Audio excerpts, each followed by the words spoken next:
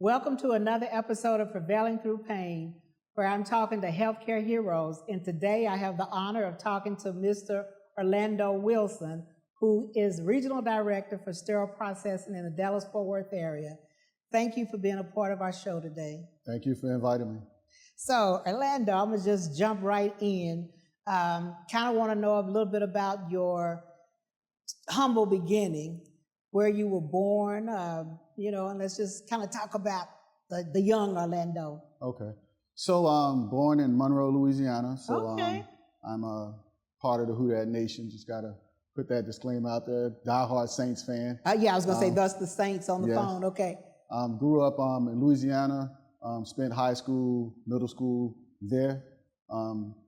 Graduated high school in Louisiana. Went to Grambling State University for a short stint. Let's slow down a little bit. I wanted to hear a little bit about your childhood. Okay. Growing up in Louisiana. I actually used to work in Slidell, Louisiana at one point in time in my life. I know it's not by Monroe, but so let's talk about, you as a little child, what your ambitions were, if any. Ever thought about even coming out of Louisiana? What was that like? Yeah. So I guess my ambitions as a child wasn't healthcare. I wanted to be an architect, actually. Really? So why architect? So I had a fascination with, tractors and just watching construction sites and what they were doing. Mm-hmm. So as a kid, I said I was going to be an architect, and build skyscrapers and things of that nature. But growing up and going into high school, I became a member of the band. Okay. I played saxophone. I own 4 saxophones. So during my stint in the band, I became student director and drum major. So, so you always been a little bit of a leader. Always been a bit of a leader. So with that being said, architecture kind of went to the side, and then I wanted to be a music producer, right? So music became my passion. So who was your favorite artist back then? So back then, I have an old soul. My mom used to take me to concerts with her. So Frankie Beverly Mays. Okay. I got a chance to see Rick James live, really? Back then. So, I've always Slick been, Rick. I've always been, older cameo, arcade, stuff like that. Plus I have 4 DJs in my family who are uncles. Did y'all do those house parties? They did the house parties. Yeah, they did the house parties and stuff. So, went from architecture to music, so that became my passion. And I became a DJ. Okay, did you? Yeah. So, music was a big thing for me as a kid. Okay. Yeah. So, any sports in school? Didn't do sports because I was in the band, and that consumed my life. Literally, when I became drum major, it was 6 o'clock in the morning, go to school, band practice till 10 o'clock at night. So, I was fully vested in the music thing. So how was it growing up in Monroe because I know Monroe's a small, used to be. I used to have a neighbor in California that lived in Monroe. So all I know about Monroe is her description of Monroe. Yeah. Smaller place. And so as far as seeing people that look like you, did you see a lot of people in positions, or who do you know that were in positions that may have led you to want to be a leader? Could have been your parents, I don't know. So growing up in Monroe was a small town. It was segregated at the time, African Americans went to one school and lived on one side of town. Did y'all have to cross the track? The track divided that? No, the track didn't really divide it. When we moved from where we lived at when I was in middle school, I actually went to a diverse middle school, but my high school was, all black high school. I guess people who influenced me in Monroe, I had my dad and my uncles, they actually moved from Monroe while they were in high school, and they moved to Minnesota. And when they went to Minnesota, absolute opposite of Monroe. And they used to tell stories, and we used to have family reunions like every year, and I used to just listen to what they were saying about, things outside of Monroe in the big city. So then I gradually started going to Minnesota during spring break and every summer. And eventually, after my stint at Grambling, I moved to Minnesota and was there for like 20 years before I moved to Texas. Really? Yeah. Okay. Yeah. So when I say about the tracks, because for me, growing up in Oklahoma, literally there was the tracks that divided, the blacks from the whites, and I was integrated in the second grade. And so that was really hard for me. I mean, so you said through high school, it was all African American. Yeah. So when you got in college, same thing as far as. Yeah. So when I went to Grambling, of course, HBCU, so it's predominantly black. But then when I moved to Minnesota, I was able to experience, a lot of diversity and a lot of stuff that I didn't experience in Monroe, which was different because, being accustomed to just being around your own people and, the diverse population and trying to adjust and, learn how to interact with different folks that did look like you.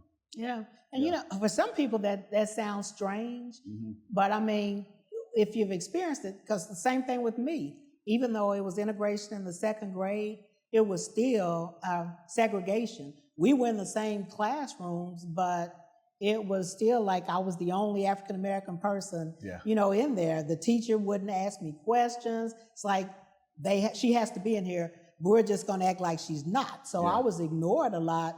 And I, and so for you to become an adult, pretty much, and then get into the world where now you're integrated, it was always integrated, but I'm saying where you're actually interacting, maybe with jobs or whatever.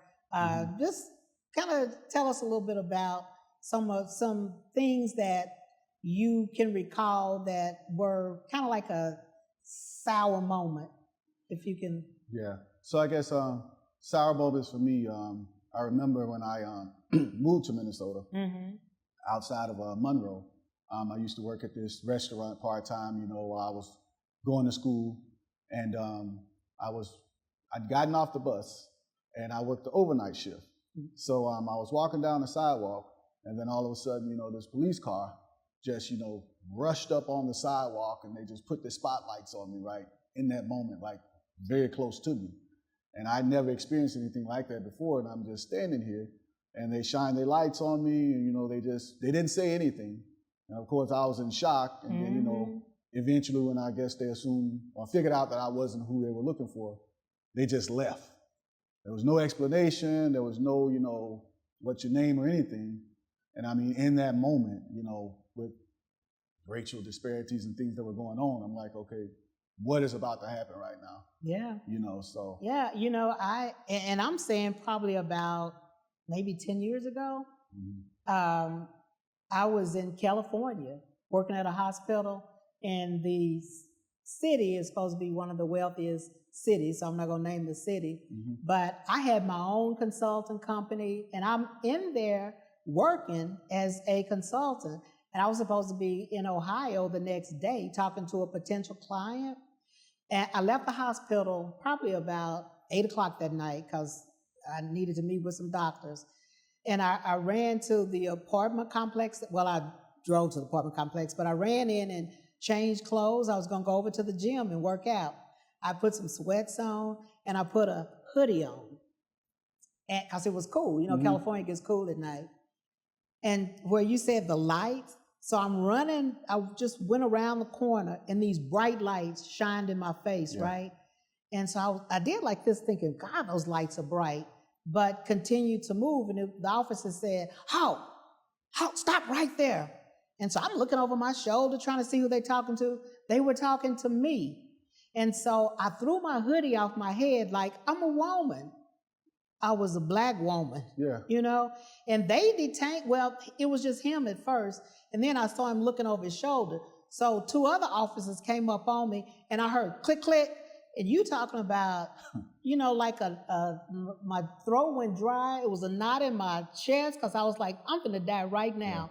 I don't know if you can remember. And I say the name because I feel like people that were killed wrongly or whatever, their name still needs to be said. Yeah. So Oscar Grant in California that was killed by the BART driver.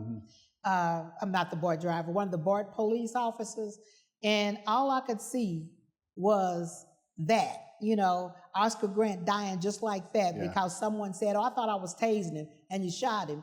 Because, they had their guns on me. So I can imagine that fear in that moment because you're like, it's just me here by myself. Yeah. Well, why are you stopping me? They never could say. Well, they did finally, because I kept saying, why are you detaining me? Because I looked like I didn't belong in that neighborhood. Mm-hmm. Yeah, I'm sorry, crazy. I'm digressing, but yeah, it's definitely traumatizing. mm-hmm. In that moment, and then there's no explanation. I think it set the stage for me as well that you shouldn't fear the police, Mm-hmm. but in that moment, fear set in, and it gave me a different perspective when I see police officers, what their intentions are, things of that nature. Not all police are bad. I mean, I have police officers in my family, but just that experience. Mm-hmm. And there was no, we talk about in healthcare now, explaining the why. There was no why. Yeah. You did that in that moment. Yeah. I was talking to one of my earlier guests, and we talked about DEI. Now, I'm a city councilwoman for, the city that I live in. And so I work with the chief of police and the police officers all the time. And so I have a good relationship with them, but I think I'm in the position I'm in, and I would hope that they still, and to my knowledge, still treat people with their respect. But I feel like you need to know people, you need to know their backgrounds, and you need to understand, like you said, the why. And so those sensitivity trainings are still so very important, no matter what role, that we're in. Yeah. So. Yeah. True story. Yeah. So, all right. So you had that encounter. You were working, you said where in? So at the time I was working 3 jobs. I was working overnight. 3 jobs? Yeah, I was working overnight at a fast food chain. Okay. I was working during the day, part-time at a blood bank. And then I was going to school. When I was at Grambling, I didn't finish at Grambling because I moved to Minnesota, but I still wanted to stay in the healthcare field because I was going to Grambling to be a nurse, right, in the RN. Okay. But then when I went to Minnesota, the music passion, I actually went to school for music production, did that for a while. And then at the same time, I was trying to figure out, music or healthcare. So I kept my foot in the healthcare field and got a medical assistant license. And got my foot in the door at one of the hospitals in Minnesota. So I was doing hospital work, restaurant work, and working at a blood bank, just trying to figure it out while I was going to school at the same time. So after that, healthcare kind of took precedent over everything because at the time, the music thing was long hours in the studio, 2, 3 o'clock in the morning. And the way my lifestyle was set up, I just couldn't give my all 100%. Yeah, that was a lot that you were juggling. Yeah. So, wound up getting a job at this hospital in Minnesota in sterile processing. And the attempt at the time was just to get my foot in the door at the hospital while I decide, when I was going to go back to my RN, So sterile processing is not, more so, I mean, people found out about sterile processing over the last, 10 or so years. So it became a popular department. But back in the days when I started, because that was in '85, nobody knew what sterile processing was. So how did you end up in sterile processing? So it was the only available job where you didn't have any experience at the time. You didn't have to have experience, right? So it was entry level, no certifications were required. So I'm like, okay, I can do this just to get my foot in the door. No intention of, staying long. I just wanted to be in the door so I could see what else was available. But once I got in the door, I started to progress pretty quickly from, entry-level role to lead to supervisor to a manager in like over 4 years. Really? Yeah. So I remember having a conversation with a guy when I first started in sterile processing, just trying to figure out what was going on, how do they help people. We were sitting outside at lunch. And I told him in that moment, I said, this is really an easy department to work in. I can probably run a department like this. And I mean, from that day, over 27 years later, I'm still in sterile processing and actually running, have multiple departments underneath my, umbrella. So let me ask you this. Moving from a front line to a lead to a supervisor, did you have challenges with people that you were once peers with? Yes. I think that's one of the toughest things to get through, because, you know, you've got people that you've been working side by side with, you know, going through the emotions of the day to day, you know, whether it's being upset with management or, you know, upset with pay, and then all of a sudden, you know, you're their leader. You're that person. You're that person. So I think in those meetings, they used to always say, you know, it was always the they. Yeah, yeah. You know, I became the they. Yeah. So, you know, a lot of relationships with people, you know, didn't work out because they just couldn't get around the fact that I was their leader. But then there were some folks who are leaders today in SPD because of, you know, being promoted and just understanding. But that was a difficult time to get through. Yeah, you know, just, you know. That was one of those that was very challenging for me. I was pretty much a loner because when I got into our process, and I embraced it. And so it wasn't like I really hung out with, you know, with people in the department, but still, you know, their peer to now giving direction. And I would be in meetings, well, before we'd have the meetings, and I'm sure you experienced this, where everybody's talking, if I was the supervisor, or they suck, they make these decisions, you know, they're the naysayers in the back. But then when you have meetings, none of them would say anything to the people in those positions about what they felt was wrong in the department. They just sat in the break room and talked about everybody. And so when I would go to lunch, a lot of times I would have a book. I wouldn't even read the book, but I'd have a book just because I didn't want to hear all that foolishness. And if somebody came to the table, they say, "Oh, you're reading?" You know, and so when I became the supervisor, it was difficult for me because there were older people in the department that had trained me. And it was funny because some of my challenges were people that looked like me. There were only a handful of us in the department. And so I would have thought they would be happy for me, but that crab in the barrel mentality. I experienced some of the same things. You know, it's almost as if, you know, instead of us, you know, trying to progress together, you know, and, you know, make this department our own, because we have all the expertise. You've been there, you know, 20 plus years. All the knowledge, the hardest working. It's almost like, you know, well, people sometimes don't want you to be better or do better than they are, you know, even when you're trying to help them. You know. And you know, in my mind, it was always like, I think about Oprah and Gail. When Oprah got her millions, she made Gail a millionaire. You know, my thing was, I was always saying, if I can get there, I'm gonna pull other people. But, you know, and then with that, and ask me, I want to know if you experienced this, because one of my things was, I was always trying to, like, if somebody was a hard worker and I saw somebody doing well, I was always trying to promote someone because I felt like they needed, you know, they can advance. And sometimes they came back to bite me because that person didn't say they wanted to advance. I wanted to see them advance. Did you ever have any of those experiences? Yeah, I have, and you know, sometimes I've learned that people they're comfortable where they are. You know, one of the big things for me is when I go now into a department, or, you know, through the progression of my career, and I come in as a manager, a consultant, and somebody's been there for 20 plus years. You know, my first question is, why am I even here? You know, and try to encourage that person and say, hey, you know, you have the skills, you have the abilities to do this, to run this department, because you've been here so long, because I have to come to you for guidance because you know everything. But then, you know, some folks are uncomfortable with that because they just prefer to not have to deal with, you know, the day-to-day hustle and bustle of leadership and meetings and this, that, and other. They just want to do their job and go home and not have that extra responsibility.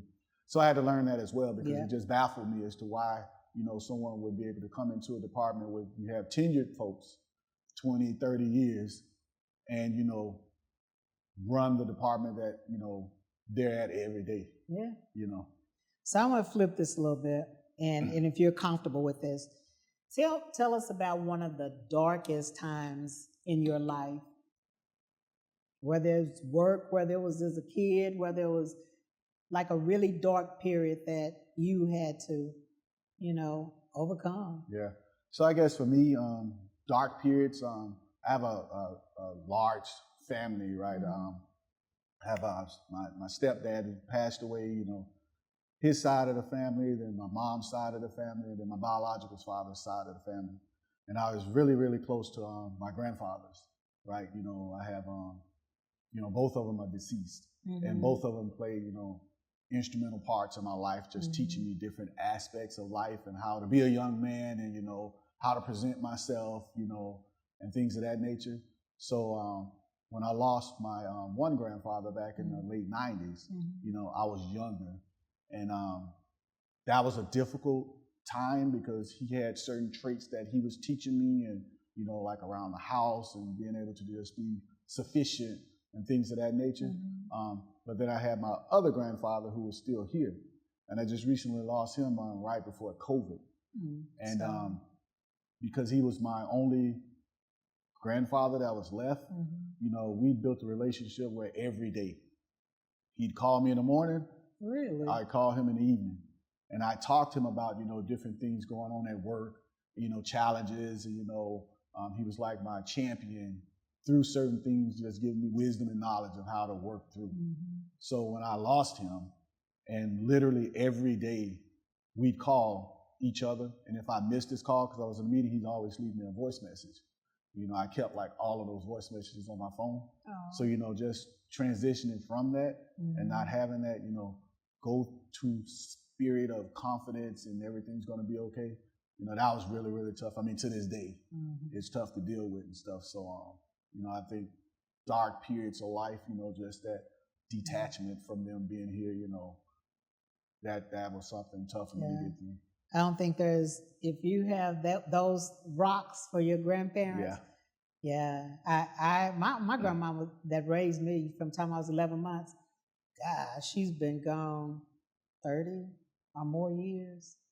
And I still, like when I get into a situation where I'm like, I think about some of the things that she used to say, and a lot of those wise words that older people told you. And, it's like it lifts my spirits. Or even my mom, she's been gone for about 20 years. And I used to lay my face in her hand. I mean, even as an adult, when I was going through something, I just lay my hand in her face and she'd say, Karen, you my strong baby. It's going to be all right. And I have her hands. So sometimes when I get to those moments, I find myself putting my head in my hand just to give myself that extra. We're going to take a break for our sponsors and we'll be right back. Do you have a powerful story of perseverance? Have you triumphed over pain and want to share your story with the world? We're looking for inspiring guests to join us on the Prevailing Through Pain podcast. Head over to karencherry.me/guest. Fill out the form and let us know your story. Your voice could be the one to inspire others. Your experience could be the one to lift up someone else. Go to karencherry.me/guest. So I'm so excited about you sharing these moments with you. I feel like it's really important for people that knew us when, people that just met us, to be able to relate to us as humans, because even people that knew us when, for me, it was like that little bad behind girl, so I think it's really important that we're able to go back from time to time to be able to say to someone that said you were that little bad, whatever. Because for me, that was the stuff that pushed me. Because I was like, I'm not going to be labeled as, or that teacher that said you'll never be able to go any further. You're not smart enough. And then the people that see us today, that see this product, for them to be able to say, oh my God, they were human too. I'm sure even with instruments, I'm sure a lot of people in your life that even work for you probably don't even know, some of the things that you did in Orlando back then. So what has been your most rewarding part of your life? So I guess the most important part of my life, literally, is my children, my kids, right? I may not look it, but I have 7 kids. You have 7 children? I have 7 children. Okay. Blended family. And just to see them flourish and do the things that they are doing in life. You know, I mean, it overwhelms me. I have 5 girls and 2 sons. Yeah, so I'm a girl dad. Yeah. And I mean, all of them are doing well and in college and have their careers. And You have children in college? I do. So my oldest graduated college a couple years ago. She's about to finish grad school. She's an educator. Wow. And then I have another daughter who's in grad school, one who's about to graduate college next year, and one to follow her after that. And my youngest two are 13 and 10. Wow. And my youngest baby is a girl. So yeah, but that is my awesome. kids are a huge part. Me coming from a big family, I've always wanted a big family, and just to see my kids progress through, you know, high school, college, complete college, you know, and pursue your careers. I mean, that's a big deal. So how did Dad deal with those teenage girls when those teenage boys start knocking on the door or calling? So my rule of thumb is when they're able to have boyfriends, which was at 16, right, that I have to have a conversation with them, you know, regardless if it's going to the mall or going to the movies or, you know, saying that I'm going to be your boyfriend. I have conversations with these young men. Okay. And, you know, during those conversations, we have an understanding that, you know, this is my daughter, this is my baby, and, you know, these are the steps, these are the expectations from me, you know, throughout whatever you guys are planning to do, whether it's, you know, 30 days, 30 years, or, you know, 30 minutes within that time frame. These are my expectations of you, you know, with my kids and stuff. I bet for the girls, they was probably like, oh, Dad. But, you know, and you may not ever hear it, but I'm sure they respected that. Yeah. Yeah. I wasn't fortunate enough to have that dad there to, you know, to talk to these little knuckleheads that came around. Yeah. And those guys, you know, I think that's probably something you instilled in them, not even knowing that when they have, you know, daughters, that will be how they will address whatever guy's coming around. So kudos for you. Yeah, it worked out. My daughter, my oldest daughter, that conversation I had with her boyfriend at the time, they're married now. Oh, really? And and then one of my daughters, she's been together with hers for 5 years, you know, stuff like that. So yeah, my kids and, you know, my wife, of course, you know, we've been together for 15 years, married for 13, you know, so just being able to, I'm a family person, right? I don't get out much. You know, if it's not with my wife or my kids, then, you know, there's not a lot of stuff that I do. And church, you know, we're deeply in church. So, you know, so how did you meet your wife? So actually, I met my wife when I moved to Minnesota. She was friends with one of my cousins. And at the time I was just brand new to Minnesota, and she'd come to one of our Thanksgiving dinners with my cousin, and we were introduced, right? So, you know, we had known of each other. So you think it was a setup?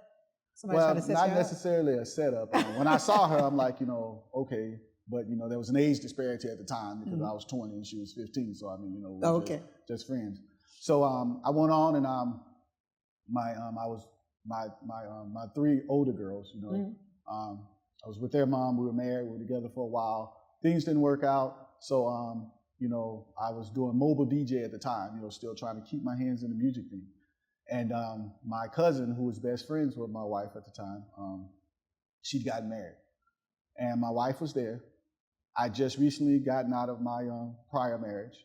She'd recently just gotten out of a relationship. Neither one of us knew that. And at that wedding reception, I purposely played a song, you know, and it made her, you know, it didn't go as planned initially because she broke down crying, right? But after that, I kind of checked on her. We exchanged numbers. And like literally 3-4 days later, we started planning our life, that we were going to, you know, have a son together because I had all girls. And we planned a marriage date, you know, and, you know, really? 15 years later, you know, our first kid was a son. You know, we were married 2 years after that. And I mean, we've been thriving ever since. So, yeah. So let's talk about those boys. What are your boys doing? So my oldest son, he lives in Maryland with his lives in Maryland with his mom. Okay. You know, he does post office work, like that. My youngest son, Jameson, the 13-year-old, he's he's figuring out, Yeah, 13 is still life young. at 13 and being a teenager, but his passion is football, right? He's Really? been playing football since he was 4, from flag to tackle and stuff like that. So, he has ambitions of, playing football in college, and, if NFL doesn't work out, he wants to be a chef, A to go to chef. school to be a chef, and at one point in time, when he was younger, he said he wanted to do mission work, So, but right now, his football and being a chef and opening his own restaurant, things of that nature, which it's kind of, I cook.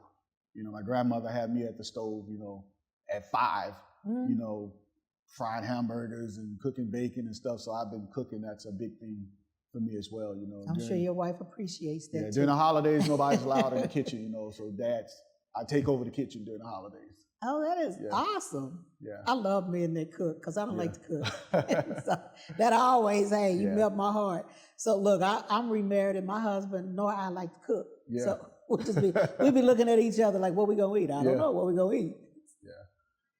Yeah. So Jameson, he does well. He's my little man. Well, he's not a little man anymore. Yeah, they grow up so fast. Yeah. So that's amazing. Yeah.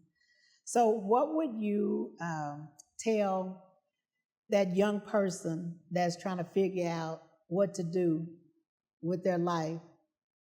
That's just like, I just don't know.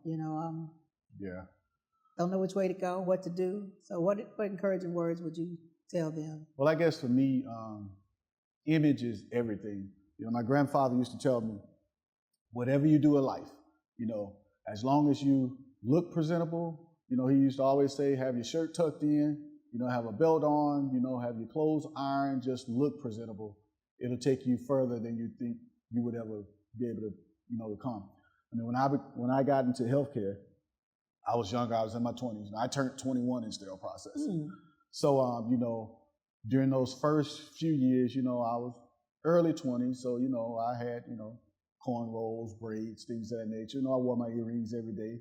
But then when I had the opportunity to go to a meeting with, the CEO and, the directors at the time, I always made sure I had a suit on, that I looked presentable, that I looked nice, that, if I had my braids or cornrows in, they were freshly done. They were neat, I kept a line. So I never felt, people looking at me differently because I gave them a different appearance. I just didn't come and look in any kind of way or anything like that, even today, appearance is huge, right? Your first, when people see you. That first impression. Means a lot. Just like I tell people now, when regulatory agencies come into your department, if they see clutter and they see mess and, an undisciplined environment, then they're going to start searching and looking for things, right? As a person, if you present yourself, as not kept up, then people are going to start, questioning, your abilities and things of that nature before you even open your mouth. So for me, I presented myself in a way that, was acceptable. And then when I opened my mouth, then everything kind of was at ease. Yeah. Because even though I may have earrings and cornrows or braids or whatever the case may be, when I opened my mouth, then I was a part of the discussion. Yeah, they heard what you were saying. Yeah. No, I think that's some great advice. So I want to thank you so much for taking time out of your day. I want to thank you for being a healthcare hero. Sterile processing is a thankless position. Yeah. And so we don't often hear, thank you for what we do. We often hear, you did something, what we didn't do right.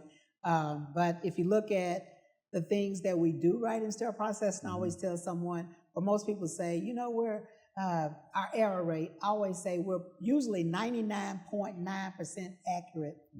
So I want to thank you for being in this career and for all the lives that you may not even realize that you made a difference in. Certainly the lives that you changed because you were the one that made sure they got those instruments at the right place at the right time. Yeah, I think as well with that in SPD right now, with the pressure that's on SPD, if we just embrace, the department and that, we own the department, I think we, over the years, we have complaints.